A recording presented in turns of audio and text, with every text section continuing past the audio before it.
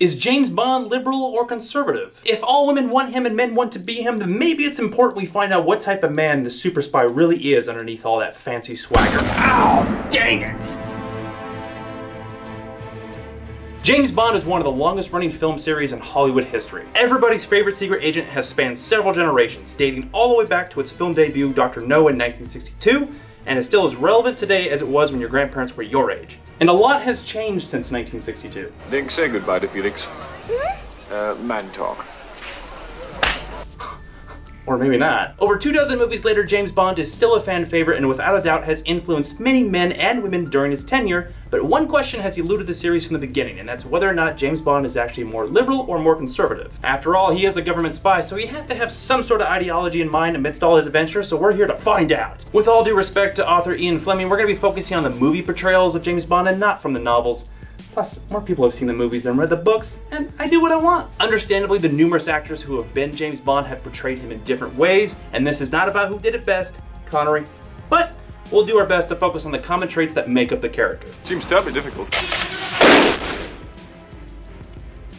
No, it isn't, is it? To assess a character's ideology, we're going to need to focus on 3 key elements, which is personality, motive, and arc. So everybody understands this is strictly for fun and only about the ideology of the character and not about his political views. So anybody out there looking to share their political views, just nobody cares what you think.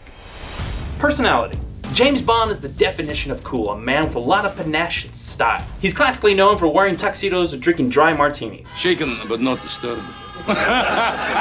Bond's biggest asset is his charm and how his cunning persona is used as a weapon not only on the Bond girls, but also on his enemies. What makes you think this is my first time?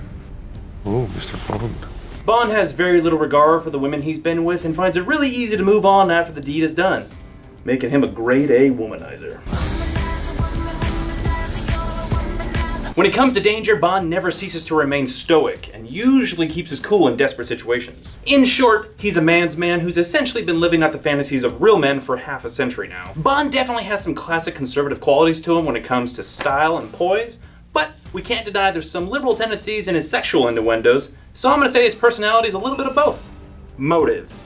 I'm motivated by my duty. Well, that was easy. Next! No, there's obviously more to it than that. Bond works for MI6, the Foreign Intelligence Service of the British government, under the pseudonym 007. In every film, he's assigned a secret mission to stop an enemy from some sort of evil plot to take over the world. World domination.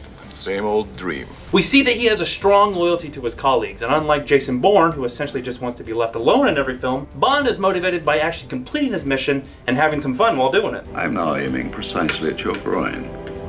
Says speak or forever hold your peace. Between all the quips, puns, and one-liners, Bond is a patriot. He risks his life for his duty, but he doesn't risk it for his government, per se. There's been many times Bond has been cast out by MI6, and yet still completes the mission. This makes him more of an altruist who's concerned about stopping evil than he is about his loyalty to MI6. I mean, half the time he just looks like he's miserable whenever he's visiting his boss. So under the circumstances. I think you're a sexist, misogynist dinosaur. When you have a character who's motivated by duty while mocking government authority, I'm gonna say the motive is probably a little more conservative. Arc. This is where things will get tricky with the different actor portrayals of Bond because they're not the same in every film, obviously. Or rather, our current James Bond, Daniel Craig, changed the series completely. Sean Connery, George Lazenby, Roger Moore, Timothy Dalton, and Pierce Brosnan all portrayed James Bond with the same arc. None. Seriously.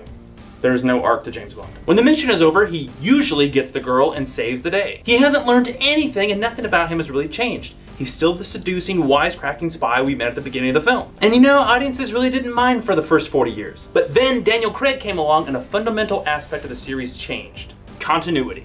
Before Daniel Craig came along, all the Bond films acted independent of each other, and at most gave nods and cues to previous entries, but they certainly did not act as sequels. Now disclaimer, I have seen all but about 3 of the James Bond films, so maybe I missed something here, and I'm sure you Bond fanatics out there will not let me hear the end of it if I have. It's quite alright, really.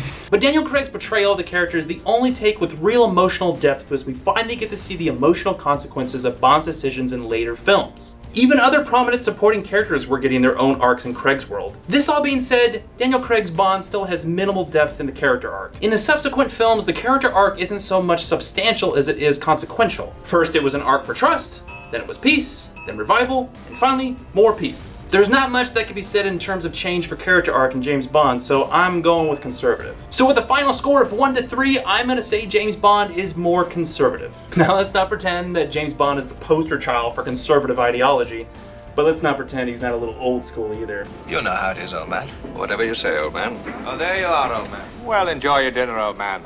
How does it feel, old man? It's only half of it, old man. Old man. You won't be needing this. Old man. This is just my opinion, so if you agree or disagree, let me know in the comments. Thanks for watching and subscribe for more videos like this.